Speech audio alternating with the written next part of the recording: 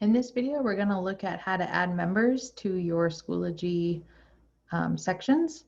So within Schoology, if you're in a course, so I'm in my sandbox course, and on the left-hand side, we've done a lot of work and materials, but now we're going to go down to members. So it's towards the bottom.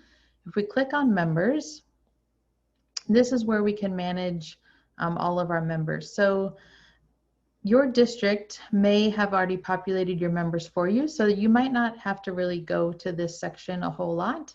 But if for some reason there's members that you need to add, or if your district hasn't pre-populated members for you, you'll need to do that here. So I can go into add members and I can start adding people. They either show up and I can click on them.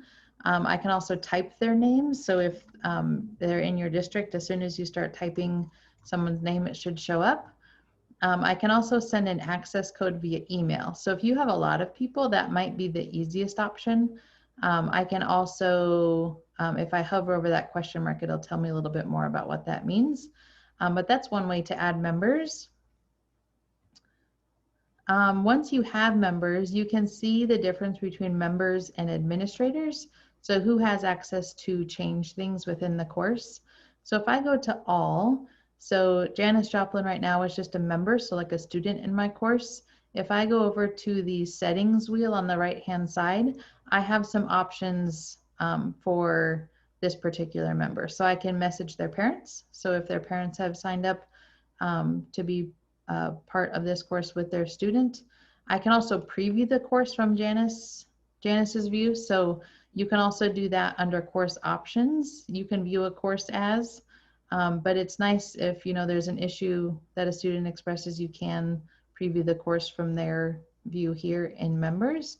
You can also change their password. So if there's an issue, a student forgets their password, you can help them using this member page. You may or may not have that option depending on what your district has set up for you. So if that's missing, don't worry, they've just set that up from the district level.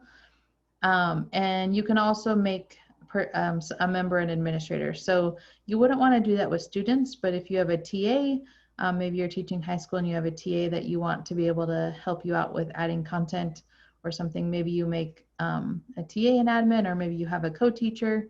You can also unenroll. So if for some reason a student leaves throughout the year, or maybe they switch classes, you can unenroll them using this members page as well. This page also has the ability, I only have one student, but I could organize members into grading groups using this page. And I also have an access code that I can send to students, and then a parent access code option here if I have parents that need access to the course content.